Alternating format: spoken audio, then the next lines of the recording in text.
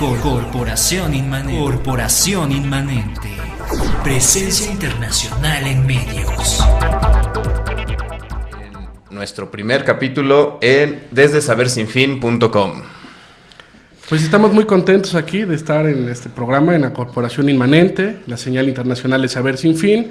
Y pues vamos a iniciar entonces, Nacho, nuestro programa. ¿Qué te parece? Me parece muy bien. Mira, vamos a comenzar por el principio. Vamos a presentar las piezas que tenemos aquí en exhibición. De este lado, aquí, tenemos un casco de tripulante de vehículo blindado. El modelo es el DH-132 y fue usado en el ejército americano desde 1973 hasta 1987. Esta clase de piezas eran para tripulantes de tanques, para tripulantes de vehículos blindados como el M113 o como el Bradley, y salió de circulación porque su capa de protectora es sumamente delgada, entonces fue sustituido por el DH-132A, que ya cuenta con un nivel de protección un poquito más fuerte. De hecho, como la pieza es original, quién sabe si alcancen a ver que tiene su cable y su micrófono para que te conectes al sistema de sonido del carro de combate. Ok. Así es, entonces ya pasada la cuestión de la pieza de la semana, ahora vamos a hablar de la condecoración de la semana. Así es, todas las semanas vamos a presentar alguna medalla, porque estamos muy acostumbrados a que vemos las fotografías o vemos los uniformes y no sabemos qué significa cada una de las medallas. Entonces, cada una de las semanas vamos a revisar una para que vayamos aprendiendo sobre este excitante mundo de la militaria. Entonces, la medalla que tenemos acá, tenemos la impresión en grande, es la medalla japonesa de la Segunda Guerra Mundial del incidente en China. Aquí tenemos la impresión y tenemos la medalla original con su caja de entrega. Esta medalla fue instituida el 27 de julio de 1939 y fue otorgada a todas las tropas japonesas que participaron en la invasión de China desde el 7 de julio de 1937. La medalla al frente tiene un ave, es una grulla que utilizan mucho los japoneses y que se llama Yata no Karasu, así como con las banderas, la bandera japonesa a un lado y la bandera de China al otro. Atrás, la leyenda dice, por el incidente de guerra.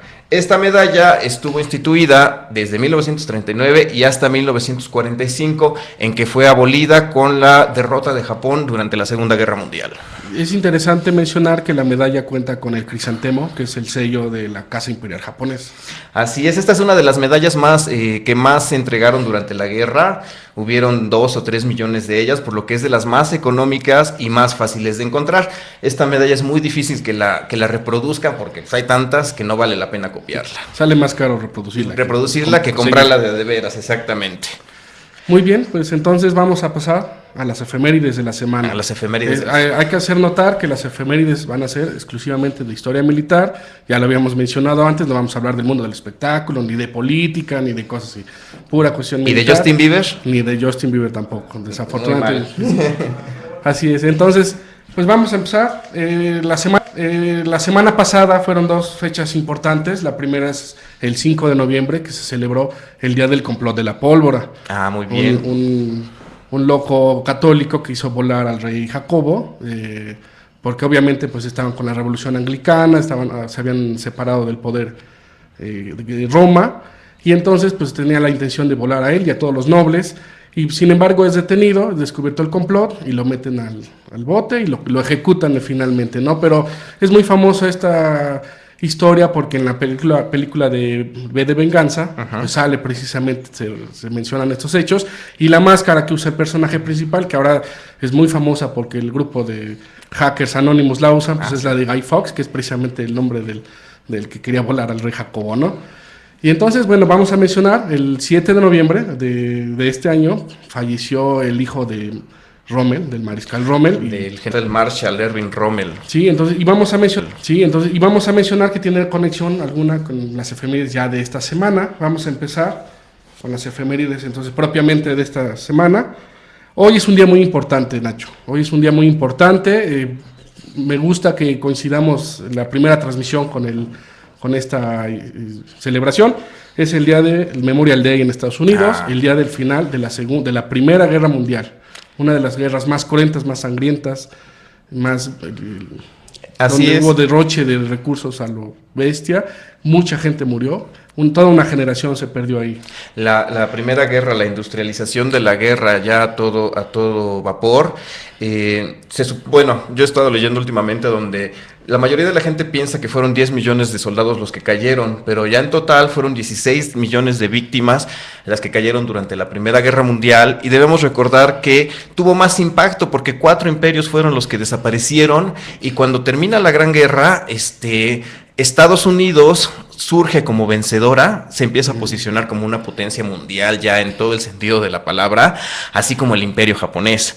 Los japoneses no tuvieron una participación muy importante durante la guerra, pero sin embargo ellos plantaron un pie bastante fuerte sobre Asia para que de ahí se fueran desarrollando hasta el ataque en Pearl Harbor el 7 de diciembre del 41. Sí, del cual ya hablaremos en una emisión posterior. Bueno, entonces también en la Primera Guerra Mundial, pues estaría bien que le dedicáramos algunos programas, porque es un tema muy importante y muy interesante, con muchos datos que son necesarios conocer. Muy bien, entonces seguimos. León Trotsky es expulsado del Partido Comunista. León Trotsky, si no mal recuerdan, fue asesinado aquí en México. Así es, en el 40. Estuvo huyendo y finalmente los brazos de Stalin lo alcanzaron y fue asesinado aquí en México. Allá en la ciudad de en Coyoacán, fue matado, sí. Y cuando este hombre, el que lo asesinó, sale de la cárcel, va a la Unión Soviética y lo declaran héroe de la Unión Soviética. Y allá vive junto con su mamá. Así es. Bueno, entonces en 1938, Hermann Göring anuncia los planes de Alemania nazi de hacer de Madagascar la ciudad de los judíos, la casa de los judíos. Bueno, pues siempre fue un odio que le tenían los nazis a los judíos, por alguna razón que se especula mucho, no se sabe muy bien en concreto por qué, pero entre una de las ideas locas pues era expulsarlos y mandarlos a la isla de Madagascar, que era una idea bastante loca, ¿no? Así es, pero pues, eventualmente decidieron que era más fácil llevar a cabo la solución final, esto que hablaron ahí en la conferencia de Wannsee en 1942 con Reinhard Heydrich como presidente de esta reunión. Se habla de la solución final y ya todo lo demás lo sabemos. Reinhard Heydrich fue uno de los más brutales asesinos locos del imperio nazi y fue asesinado a manos de la resistencia checa. De los checos, en Lidice. De hecho, cuando lo asesinan a Reinhard Heydrich, lo que hacen es que desaparecen el pueblo de Lidice. Hay una película muy interesante sobre eso. Ya lo hablaremos de ella posteriormente. Bueno, también en la Segunda Guerra Mundial, 1941, el crucero soviético Chervona, Ucrania, es destruido durante la batalla de Sebastopol, este sitio de Sebastopol muy cruento. Y bueno, este barco pues tenían que hundirlo porque les impedía la entrada al puerto y bueno, a base de aviones y de bombas, pues finalmente lo hunden. Ahí es donde consolida su fama como héroe de guerra, Erich von Manstein. Él fue el comandante de las tropas alemanas, y también en la batalla de Sebastopol es la primera vez a donde entra en acción el cañón Eldora, que era un cañón de 80 centímetros, a donde decían que cuando disparó logró atravesar una capa de 5 metros de concreto y voló un polvorín. Muy bien, en 1942 inicia la batalla naval de Guadalcanal. No hay que confundir la operación de desembarco con la batalla naval, que finalmente se dio entre Japón y Estados Unidos, y donde Japón finalmente pierde la iniciativa estratégica y ya pasa a la defensa. Los norteamericanos logran la victoria y entonces empieza el retroceso del avance japonés. Así es, también debemos de tener en cuenta que un punto muy importante fue la batalla de Midway, a donde pierden 4 de sus 6 portaaviones junto con los valiosos pilotos que difícilmente lograron volver a entrenarlos con ese nivel de maestría. Muy bien, en 1944, un 12 de noviembre, la Royal Air Force lanzan 29 bombarderos y hunden en el puerto de Tromsø, Noruega, pues al Tirpitz, que estaba ahí anclado. Era un barco que era enorme, era una amenaza para los aliados. Sin embargo, pues los aliados no se atrevían a atacarlo, los alemanes no se atrevían a usarlo también porque pues obviamente lo estaban esperando en bolita todos los destructores ingleses.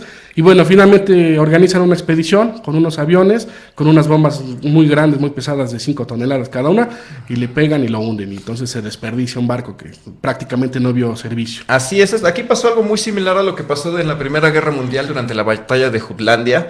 Después de que pierden el Bismarck, el Hitler ya no quiere volver a poner en riesgo sus naves.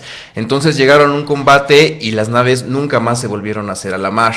Esta cantidad de hierro y de inversión versión que se utilizaron para hacer un Tirpitz o un Bismarck o un Scharnhorst hubiera servido para hacer perfectamente una flota de 30 o 40 submarinos que tuvieron mucho más impacto que estas naves de superficie. Muy bien, en 1969, un 12 de noviembre, se desvela la historia de la matanza de My Lai y los norteamericanos en Vietnam, guerra muy impopular entre ellos, y bueno, pues alguien lanza el pitazo de que habían hecho una matanza. Cuando empiezan a investigar, pues sí, resulta que habían agarrado a 600 civiles de una aldea, y el oficial al mando de esa zona pues quería a fuerza hacer una medalla o quería tener un ascenso, y pues como no tenía combate y era bastante inepto, entonces pues se le ocurre vestirlos de Vietcong y matarlos a todos, pero bueno, obviamente no, pues es descubierto y es enjuiciado por crímenes de guerra. Pues aquí la guerra de Vietnam fue la primera guerra televisada, a donde toda la población norteamericana seguía paso a paso, y que más que invitarlos a continuar la guerra, los llevó en detrimento, ¿no? Este movimiento de la guerra, haz la paz y no la guerra, y todo esto concluyó con la pérdida de, si mal no recuerdo, 250,000 de norteamericanos, y perdieron la guerra. Así es. Muy bien, el nacimiento de un 12 de noviembre, pero de 1755, el nacimiento de Gerhard von Scharnhorst, uno de los generales prusianos más famosos, también un teórico de la guerra, fue un reformador de lo que es el concepto de la guerra, y bueno, fue un gran héroe para ellos, y entonces se celebra su nacimiento. También tenemos un 14 de noviembre, en 1911, se realiza el primer despegue de avión desde un barco en Hampton Roads, en Virginia, y se hizo a la cubierta le hicieron una catapulta, y entonces lanzaron un avión. Esto obviamente pues tiene que ver con los inicios de la aviación, donde se les ocurre empezar a juntar estas dos armas, lo que era el barco y lo que era el avión, y dijeron, bueno, ¿y por qué no un barco lleva un avión? Y después se les ocurrió meter la grúa para poder levantarlo y volverlo a poner en la catapulta, y bueno, esta idea va evolucionando hasta pues, lo que es el portaaviones moderno, ¿no? Así es. Muy bien, entonces tenemos también en 1941, de un 14 de noviembre, se hunden al Ark Royal por un submarino alemán. El Ark Royal era un portaaviones británico que hunden ahí a medio océano, y que tuvo repercusiones desde el punto de vista de que los británicos todavía tenían la idea de que eran todavía potencia, y cuando se los hunden empiezan a perder esa idea de que ellos eran el imperio británico, el todopoderoso imperio británico. Muy bien, pues vamos a ir a una pausa y regresamos en un momento más. Corporación Inmanente. Presencia internacional en medios.